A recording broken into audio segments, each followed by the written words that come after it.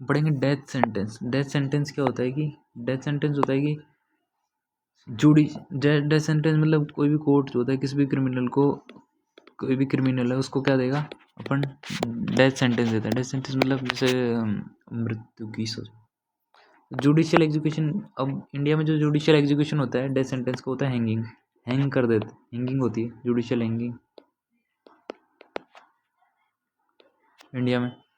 अभी किसी भी सेशन कोर्ट ने, हमने पढ़ा था हायरार्की में सेशन कोर्ट्स होते हैं, कोर्ट्स ऑफ ट्रायल जो होते हैं वो कुछ नहीं होते, सेशन कोर्ट्स। सेशन कोर्ट जो होते हैं यहाँ तक कोर्ट ऑफ ट्रायल होते हैं। इसके अलावा हम तो अपील कोर्ट होते हैं, अपील के कोर्ट होते हैं सुप्रीम कोर्ट, हाई कोर्ट।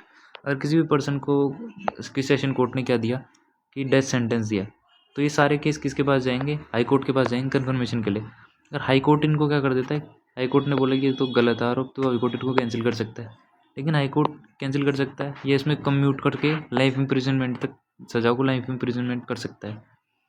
लेकिन अगर हाई कोर्ट ने भी कंफर्म कर दिया कि हाँ ठीक है इसको डेथ सेंटेंस दिया जा सकता है, तो ये अपील करेंगे सुप्रीम कोर्ट। क्योंकि अपील के जो कोर्ट होते हैं ना वो दो ही कोर्ट होते हैं। जैसे सेशन कोर्ट से आप जाए तो अपील आप कर सकते हो पहले हाई कोर्ट में, फिर हाई कोर्ट से अपील जाएगी सुप्रीम कोर्ट में। हाई कोर्ट अपना स्टेट लेवल पे होता है और सुप्रीम कोर्ट अपना नेशनल लेवल पे होता है।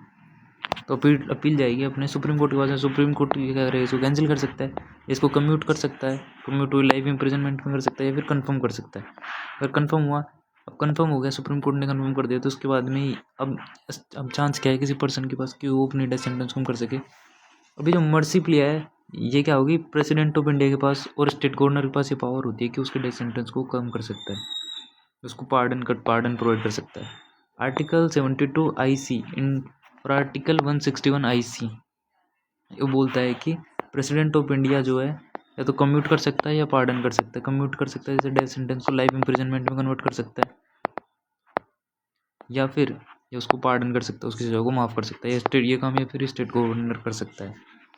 इसके अलावा एक केस है कि प्रेग्नेंट जो वुमेन है, प्रेग्नेंट वुमेन जो होता है can not be executed due to life of foetus. Pregnant women को हम डेथ सेंटेंस नहीं दे सकते क्योंकि जो गलती उसके फीटस की गलती थोड़ी है, तो फीटस की लाइफ को हम रिस्क में नहीं डाल सकते इसके चक्कर में। तो हाई कोर्ट क्या करेगा, कम्यूट टू लाइफ इम्प्रिजनमेंट, और प्रेग्नेंट वुमेन तो उसको डेथ सेंटेंस नहीं दिया जा सकता। ये 456 BNSS बोलता है कि उसकी लाइफ को, उसको जो मैक्सिमम सज़ा मिल सकती है वो लाइफ इम्प्रिजनमेंट की मिल सकती है एक प्रेग्नेंट वुमेन को।